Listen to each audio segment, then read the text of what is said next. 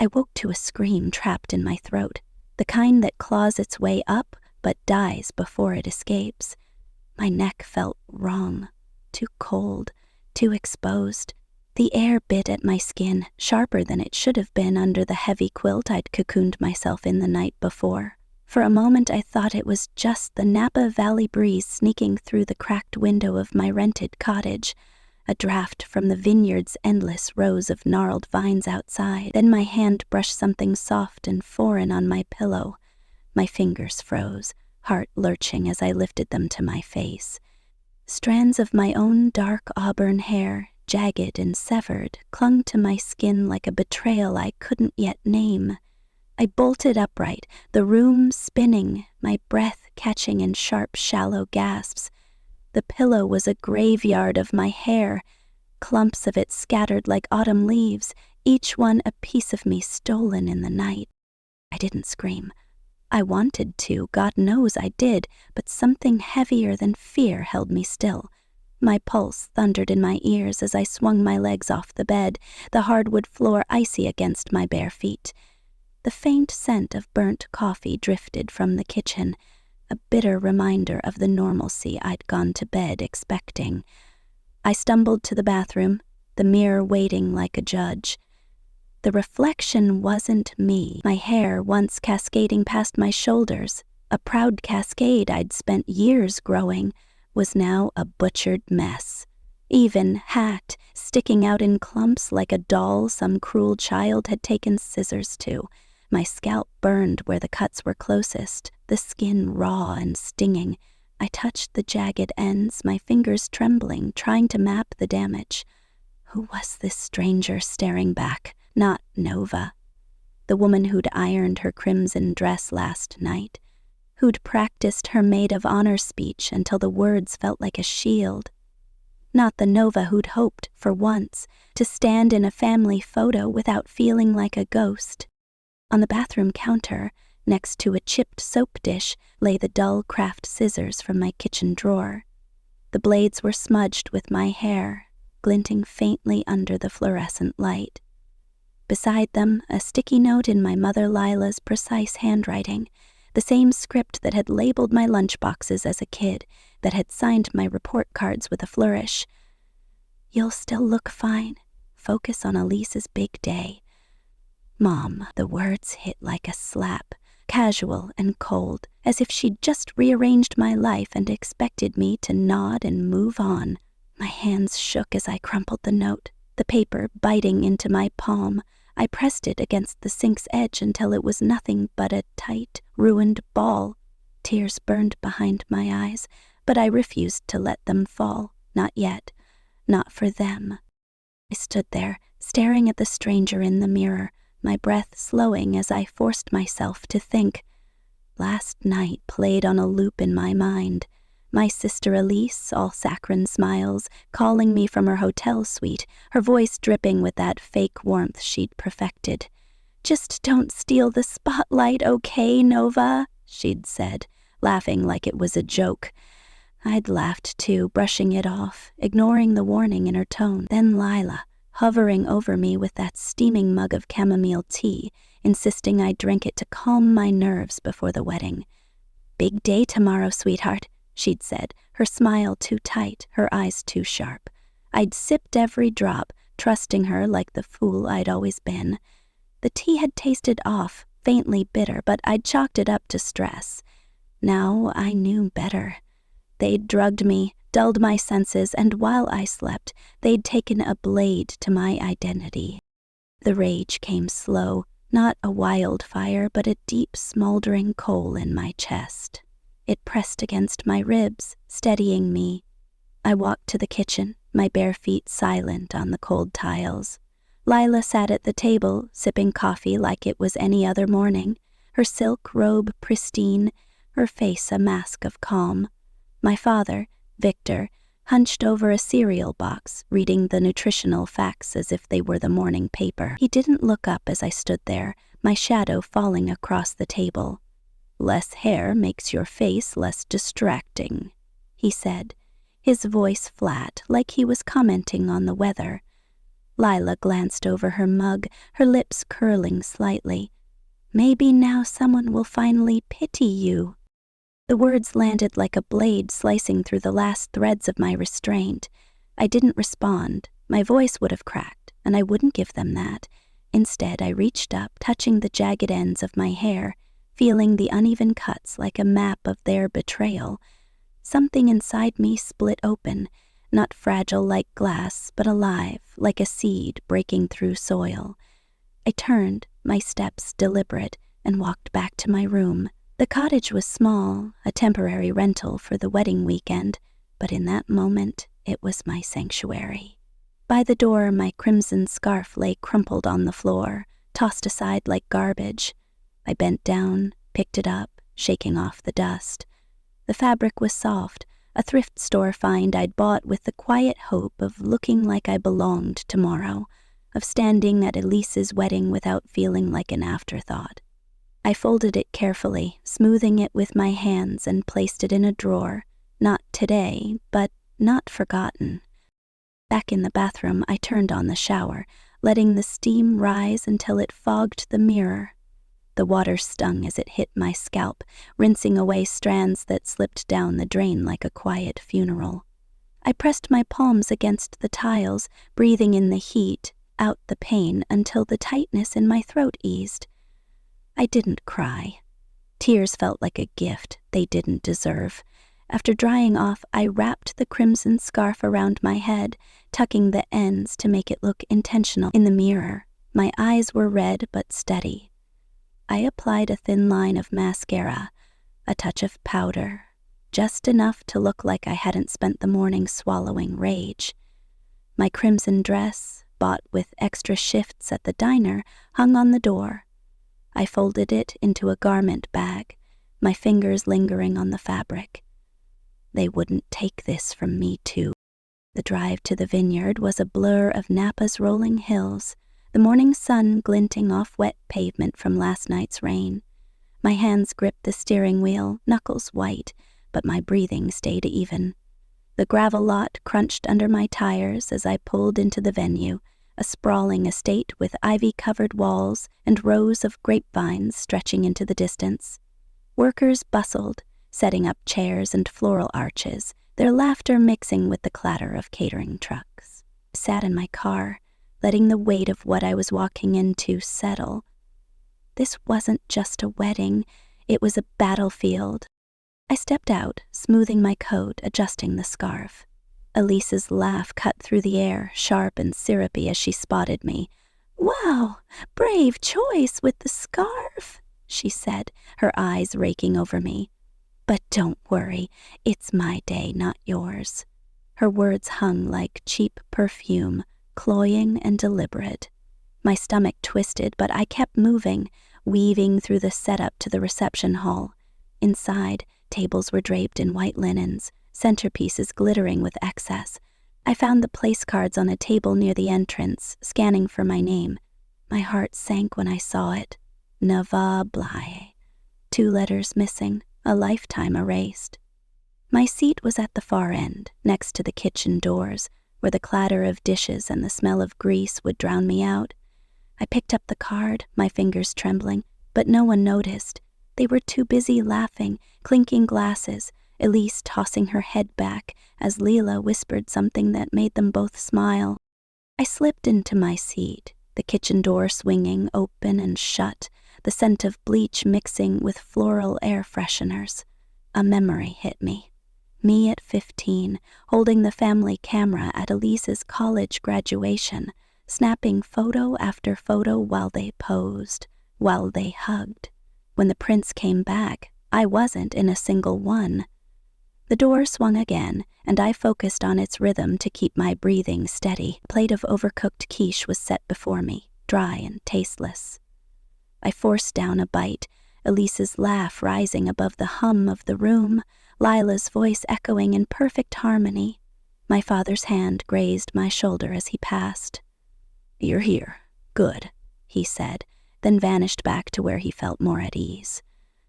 Anywhere but near me. My phone buzzed in my lap. Mia's name lit up the screen. "Call me if you need to leave."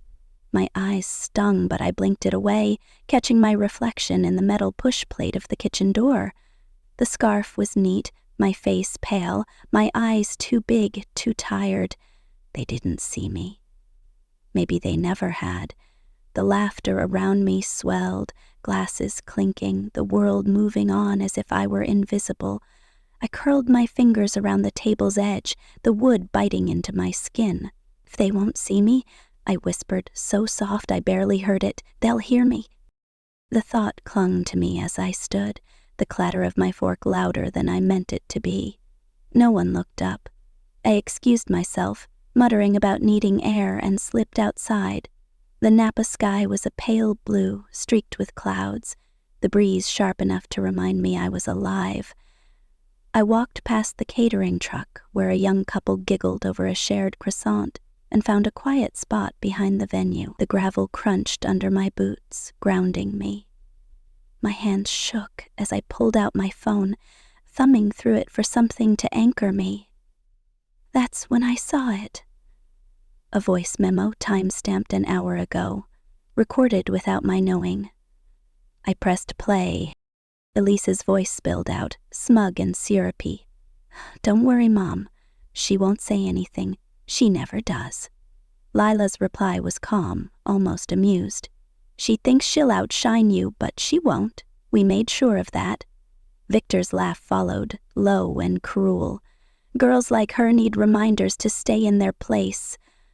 I paused the recording, pressing the phone to my chest, my heart hammering. The air felt sharper, slicing through the warmth I'd been clinging to. I sank onto a low stone wall, the vineyard stretching before me, its beauty a cruel contrast to the ugliness in my hands. They'd planned this, not just the haircut, but the erasure of me.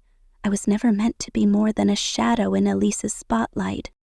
A couple passed by, snapping engagement photos under a tree blazing with autumn leaves. Their laughter was soft, the photographer's voice gentle, urging them to look at each other like no one else existed. I turned away, my lips pressed tight until the sting in my eyes faded. To ground myself, I opened my banking app, scrolling through transactions.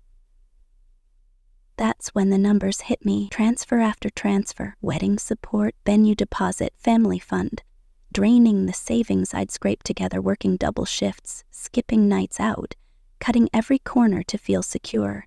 I'd asked Lila about a missing payment last month. She'd waved it off. You don't need to worry about these things, Nova. We're family. Family. The word tasted like ash now. My balance was nearly zero, siphoned away to make Elise's day sparkle. My phone buzzed, snapping me back. Mia again. You okay? Call if you need out. I looked at the sky, now streaked with purples and golds as the sun dipped, and felt the tightness in my chest harden into something clear. They never planned for me to be anything but useful and silent.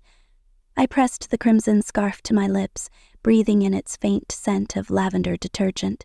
No more, I whispered, my voice steady. My fingers moved, pulling up Mia's contact. I'm ready to talk, I typed, hitting send as a breeze lifted leaves around me. The world carried on, but something in me had shifted, a boundary I didn't know I had, now broken wide open. The cottage door creaked as I slipped back inside, the quiet wrapping around me like a shield. My phone buzzed again, but I ignored it, moving to the dresser where the crimson scarf lay folded. I picked it up, running my fingers over its soft weave, remembering the thrift store where I'd found it, the quiet thrill of believing it could make me feel whole at Elise's wedding. I set it down, my eyes catching the mirror again. The woman staring back wasn't the one who'd woken up this morning. Her jaw was set, her eyes burning with a fire I hadn't known I possessed. I leaned in, whispering, They have no idea what they've started. The vineyard's golden light filtered through the curtains as I prepared for the rehearsal dinner. My crimson dress felt like armor as I slipped it on, the fabric hugging my frame with a quiet strength. I wrapped the scarf around my head, tucking the ends with care. The mirror showed a woman who was tired but unbroken, her eyes sharp with purpose. I grabbed my keys, locking the cottage behind me, the click of the door a small act of defiance. The drive back to the venue was a haze, the Napa Hills blurring past, my mind replaying the voice memo, each word a nail in the coffin of the family I'd once believed in. At the vineyard, the rehearsal dinner was in full swing, the hall glowing with fairy lights and the clink of wine glasses. Elise found me before I reached my seat, her silk robe shimmering as she pressed a folded paper into my hand. "Your speech," she said, her voice smooth but edged with steel. "Read it exactly, Nova. No drama, please." I didn't meet her eyes, slipping the paper into my pocket, my fingers brushing the fabric of my dress to steady myself. I took my place at the back, near the kitchen again, the noise of clattering pans a reminder of my place in their world. Dinner dragged on, Elise's laughter cutting through the chatter, Lila's smile approving every move. I picked at my food, the taste lost to the storm in my chest. My phone buzzed under the table. Mia again. "You have one chance to choose yourself." I exhaled, the air leaving me in a slow, controlled breath. I looked around at the family who'd claimed me while stealing everything, my hair, my savings, my voice. The paper in my pocket felt like a chain, but I wasn't their puppet anymore. I typed back to Mia, each letter a vow. I will. The room's warmth pressed in as I stood, my shoes clicking softly on the polished floor. I made my way to the microphone, the crowd's chatter fading as I adjusted it to my height. Elise's phone lit up with notifications, her smile faltering as she leaned toward Lila, whispering frantically. Lila's eyes flicked to me, narrowing, then softened into a practiced mask. My phone buzzed relentlessly, a flood of alerts, Facebook tags, Instagram comments, messages from strangers. I glanced at the screen, my heart sinking. A blurry photo of me in my scarf, posted in Elise's bridal group, captioned, "Pray for us as we deal with family drama on the eve of this blessed union." Comments poured in, clawing at me.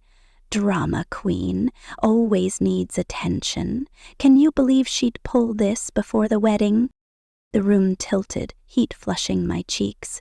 Elise dabbed her eyes, murmuring, "I'm so sorry she's making a scene," loud enough for me to hear. I stepped back from the mic, my hand trembling, the weight of their lies crushing me. But I didn't break. I turned, walking past the tables, past the averted eyes and whispers, and pushed open the door to the cool night air.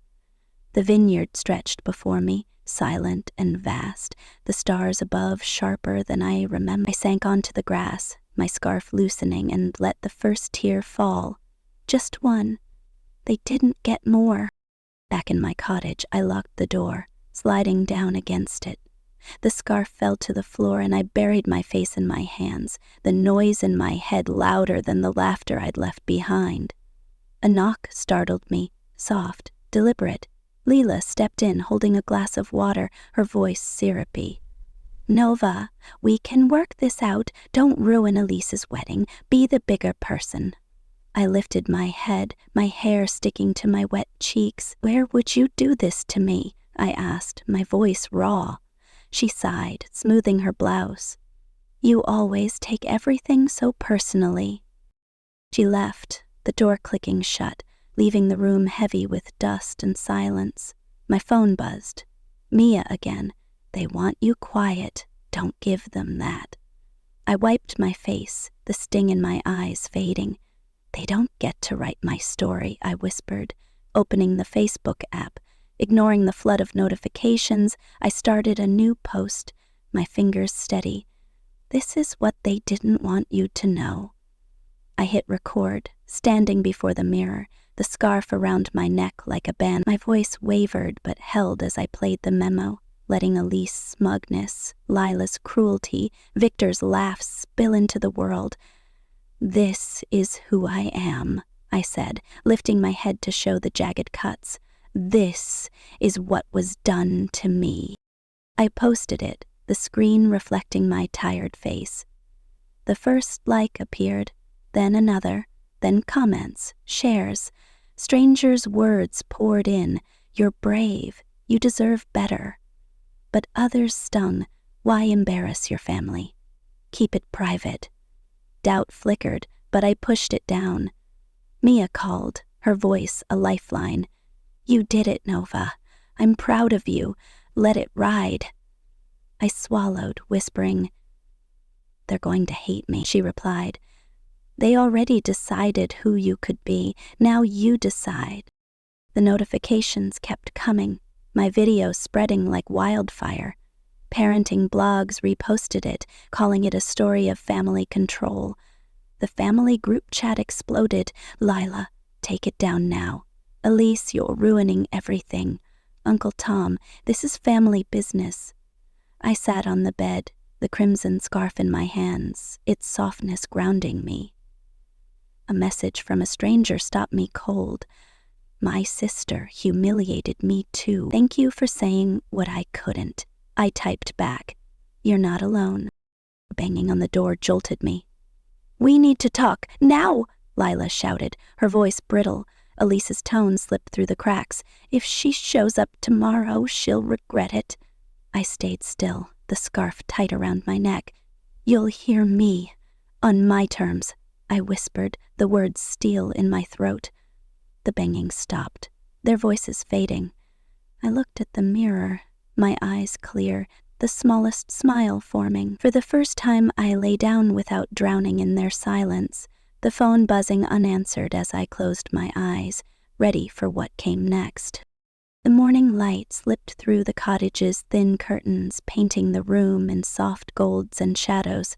I lay still, the crimson scarf draped over the chair catching my eye, its folds a quiet reminder of the line I'd crossed last night. My phone buzzed on the nightstand, a relentless hum of notifications that hadn't stopped since I'd posted the video. I rolled over, the screen's glow harsh against my tired eyes. Messages from strangers flooded in. You're so brave. I've been silenced too, but others cut deeper. You're tearing your family apart. Shame on you for making it public. Each word was a weight, pressing against the fragile courage I'd built. I sat up, pulling the blanket around my shoulders, the air in the cottage cool and heavy with the scent of dust and last night's resolve. The world outside was waking up, birds chirping, the distant hum of vineyard workers setting up for Elise's wedding. But inside, I was suspended in a hush that felt like mine alone.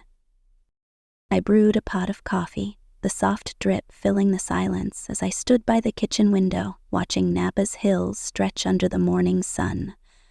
My reflection in the glass was sharper now, the jagged edges of my hair softened by Mia's careful trim last night.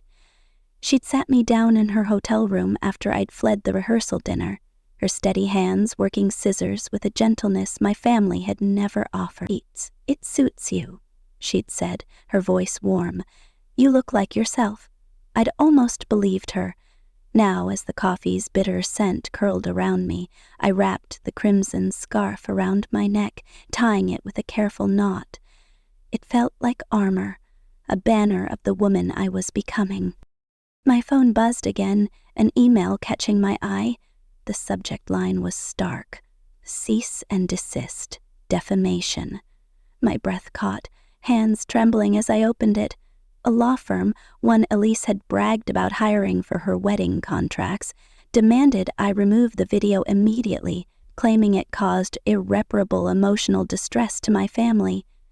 Each word was a cold, calculated threat, pressing against my chest like a blade. For a moment, doubt clawed at me. Had I gone too far? Had I just burned my life to the ground?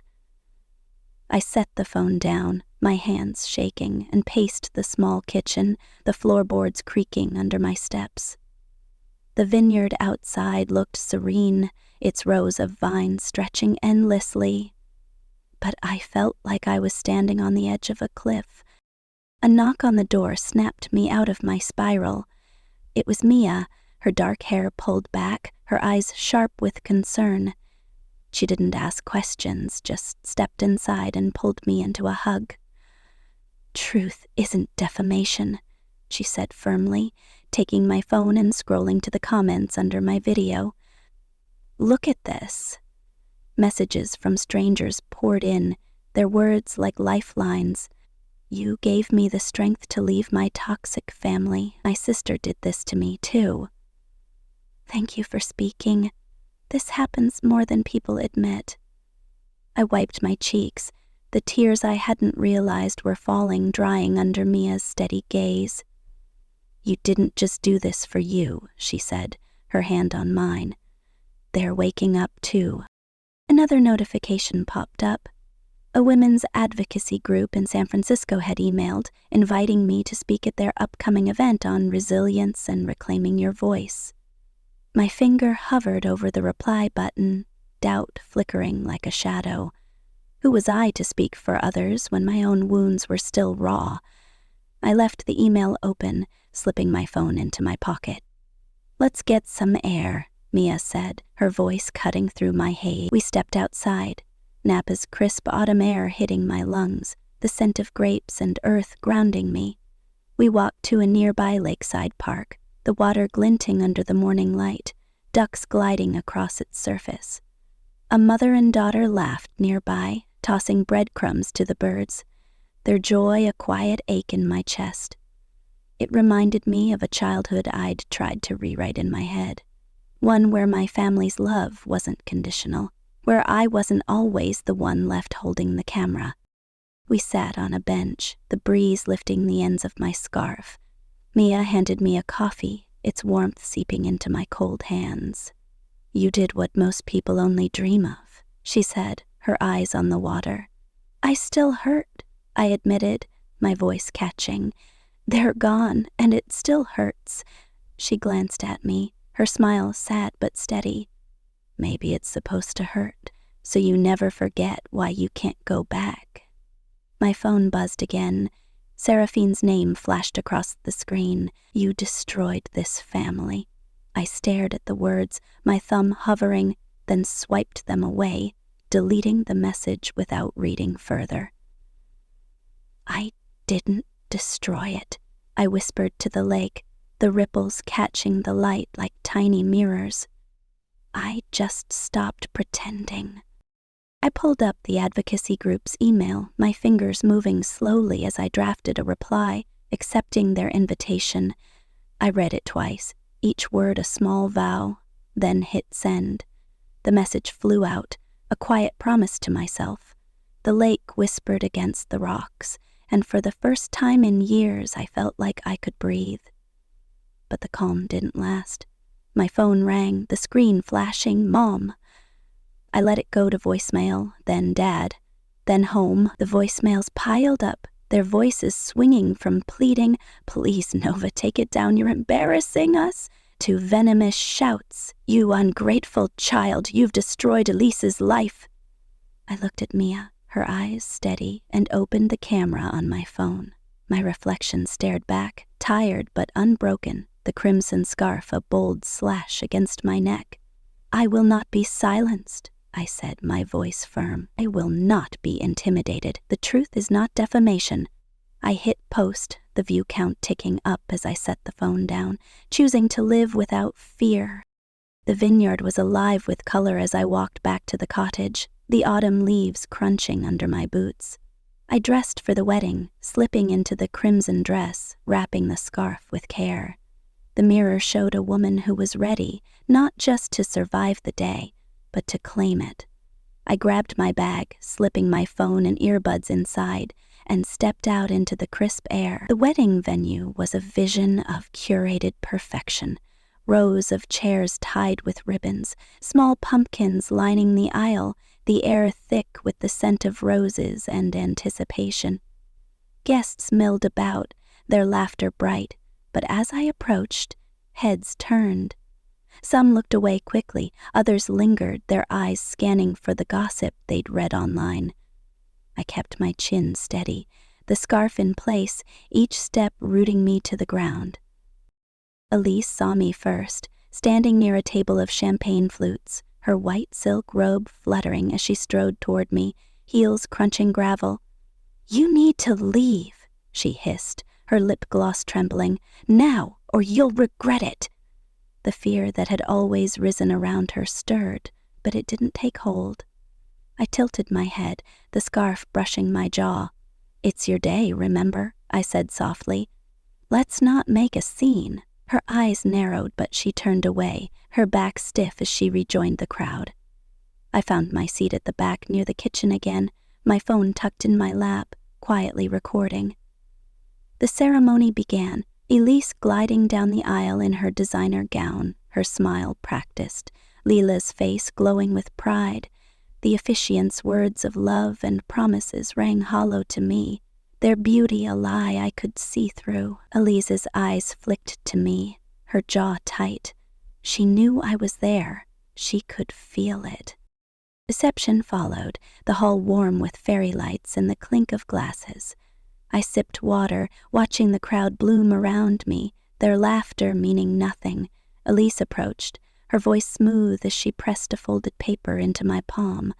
"Your speech, Nova. Keep it short, no drama, please." I saw the steel in her eyes, the fear she'd tried to hide. "Of course," I said, slipping the paper into my pocket. The microphone waited near the head table, and as I stepped up, the crowd quieted, their faces a mix of curiosity and boredom. I adjusted the mic, the breeze catching my scarf, and pulled out the paper, glancing at the words Elise and Lila had crafted. I folded it back, sliding it into my pocket, and lifted my eyes to the room. "Today is a celebration of love," I began, my voice clear, each word deliberate, "but it's also a reminder that love without honesty is just a performance." Murmurs rippled through the guests, eyes darting to Elise, whose face drained of color, and Lila, whose lips pressed into a thin line. I reached into my bag, pulling out my phone, my thumb pressing play. Their voices filled the air. Lila's cold dismissal, Elise's mocking laughter, Victor's cruel approval. The words clashed against the perfect image they'd built, each one a crack in their facade. Forks clattered onto plates. A child's voice asked, "Mommy, what's happening?" I let the recording play until it faded, the silence in the room thick and heavy. Elise moved first, shoving up from her seat, her eyes wild with panic. "Stop this now," she hissed, lunging toward me. "Turn it off." I stepped back, holding the mic close, my voice calm but unyielding. "You will never silence me again." The silence pressed in, but I felt light, freer than I'd been in years. I set the mic down gently, the soft clink echoing, and walked toward the doors. The swish of my scarf was the only sound I needed. Behind me, the room stayed frozen, every eye on me as I pushed open the doors and stepped into the autumn air. Each step was a vow to myself. I would not look back. Outside, the vineyard glowed under the morning light, amber leaves scattered on the ground whispering at my feet. My phone buzzed relentlessly, notifications rolling in faster than I could read. About time someone stood up. "Thank you for speaking, but also, this is family business. You should be ashamed." A few guests followed me to the parking lot murmuring. A woman from our old church nodded, her eyes glistening, then turned away. A man adjusted his tie, muttering, "You did what you had to do," before hurrying back inside. Elise stormed out, her gown bunched in her fists, hair falling from its perfect updo. "You ruined everything," she screamed. Lila followed, hissing, "Elise, calm down, not here," as if the optics mattered more than the truth. I turned away, walking to Mia's car, where she leaned against the driver's side, arms crossed, her eyes steady. I slid into the passenger seat, the heater's warmth wrapping around me. "You did it," Mia said softly as she pulled away, gravel crunching under the tires. I pressed a hand to my chest, exhaling. "I don't know what happens now." She glanced at me, her fingers tapping the wheel. "Now you live." and let them deal with the truth. We drove back to my apartment in San Francisco, the city waking around us, horns honking, coffee shops opening, the world moving on. But for me, everything was different. Inside, I dropped my bag by the couch and sank onto it, scrolling through my phone. My video was everywhere. Local news pages, community groups, strangers calling me brave, saying they believed me. Then the cease and desist email flashed again, its words sharper now. I opened it, my hands shaking, tears blurring the screen. For a moment, I wondered if I'd destroyed my life, if speaking had been a mistake. Mia knelt in front of me, taking the phone. "Truth isn't defamation," she said, showing me more comments. "You gave me the strength to leave." My sister did the same to me. I wiped my cheeks, the fear loosening its grip as I read each message. A notification popped up. Seraphine had gone live on Instagram, her eyes red, sniffling dramatically. "I'm misunderstood," she said, claiming family issues should stay private. But the comments flooded in, demanding accountability, calling out her patterns. My phone rang again. Lila, then Victor, then home. Their voicemails piled up, pleading, then raging. I let them ring, my eyes on Mia. She nodded and I opened my camera again, my reflection steady, the crimson scarf a banner. "I will not be silenced," I said, posting the video, the view count climbing as I chose to face the world without fear. Later, as the evening dimmed, my phone buzzed with a final voicemail from Victor. His voice was cold, final. "You're dead to us." I closed my eyes, letting the words settle, the loss washing through me like a wave, leaving a clear space in its wake. "I can live with that," I whispered, the corner of my mouth lifting as I opened the window, letting the cool city air in. I stood, tying the scarf tighter, and walked to the lakeside park again, the water whispering against the rock. Each step felt like moving forward, not away. Some scars never heal, but they become the map that guides you back to yourself. I sat by the water, the advocacy group's email open on my phone. My fingers moved, accepting their invitation, the words a quiet vow to keep going. A message from a stranger flashed. "Thank you for your courage." I didn't reply. I didn't need to. Instead, I stood, the scarf dancing in the breeze, and walked along the path, the city's pulse matching my own. I didn't know what tomorrow would bring, but for the first time I was walking toward it without fear. The quiet after the storm, my own to claim.